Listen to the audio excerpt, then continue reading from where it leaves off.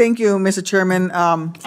Again, thank you, Mr. Ortberg, for meeting with me a couple of weeks ago on a January earnings call, and this is to touch on some of the questions you've been asked, but I think it's important to clarify. On a January earnings call, you told investors that you wanted to get through the production cap of 38 jets per month and ultimately reach a production of 42 per month by sometime this year.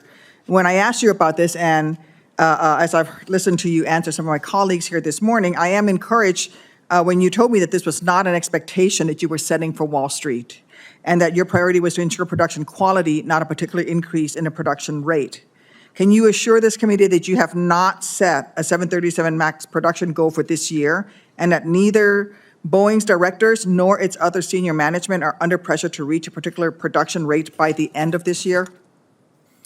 Senator, we have an internal plan. We have to have an internal plan to allocate our financial resources. So we have an internal plan that has an assumption on the number of aircraft, but we have not committed that plan externally. Normally, airplane manufacturers put out a number of aircraft that they will deliver, and then they march to that throughout the year. We are not doing that. We're not putting out either the financial component or the number of aircraft we'll produce. I have said what I've said here today, which is I do hope that we move above 38 per month this year, sometime later this year. When that happens is when these KPIs indicate we're ready to do that.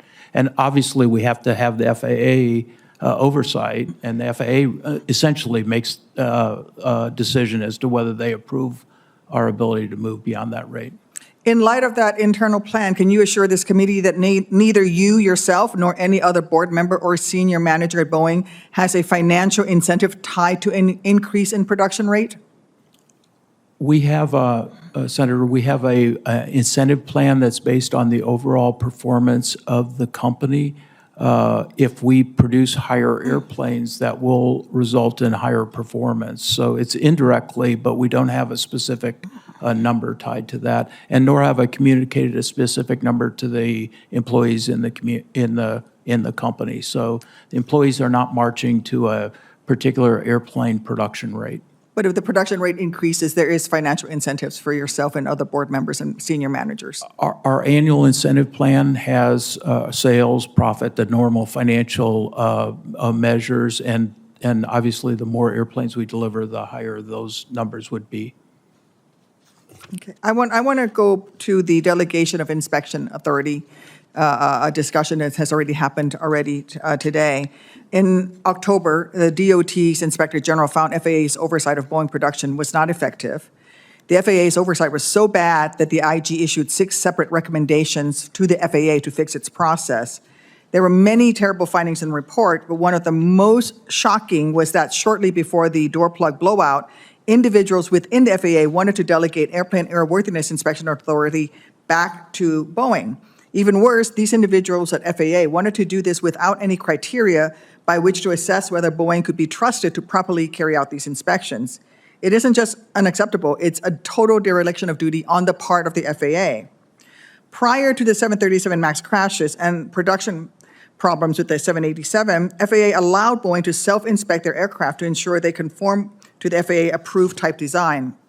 However, in the wake of the MAX crashes, we learned that Boeing had abused this authority. Boeing had knowingly and repeatedly produced 737 MAX aircraft with non-functioning angle of attack disagree alerts in blatant violation of the plane's approved type design. And I believe strongly that FAA must not delegate inspection authority back to Boeing until, at a minimum, FAA fixes its own ineffective oversight of Boeing's productions. Mr. Ortberg, will you commit to not seeking and not accepting delegation of airworthiness inspection authority from the FAA until the FAA has implemented all 16 recommendations from the October Inspector General report? Senator Duckworth, what I can commit to is that we are working transparently with the FAA, and will support by providing them whatever information they need from the Boeing company to address the IG report. Those recommendations were specific to the FAA, so I'd have to defer to them in terms of their plans relative to implementing those recommendations. That's not what I'm asking you. It is up to the FAA to determine if delegation is permissible, but it will be up to Boeing to decide whether to accept that delegation of that responsibility. You're trying to restore Boeing's reputation. I don't see how it would help that effort for Boeing to return to inspecting its own airplanes for federal compliance while the FAA's oversight process is still broken. That would just look like Boeing is taking advantage of a hobbled regulator where you commit to not seeking and not accepting redelegation until FAA fixes its oversight by implementing all of the IG inspector's recommendations. Senator, again, we have to work very closely with the FAA. They're our regulator. They provide the oversight and direction, and so I can't commit to that. Why not? If they came to you right now and say, we want to give you inspection authority back today, would you accept it? Only if that made sense relative to performing the tasks and the overall safety of the aircraft. We would not sacrifice safety of the aircraft by asking for delegation. I'm asking you to commit to not accepting it until the process has been fixed. So you would accept it back?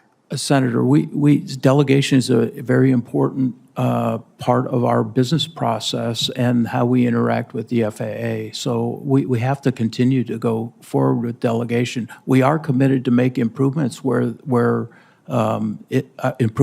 needs have been identified. But you have a track record of abusing that self-inspecting authority. And you've already said that you and senior managers and board members would make more money if you can put more aircraft out.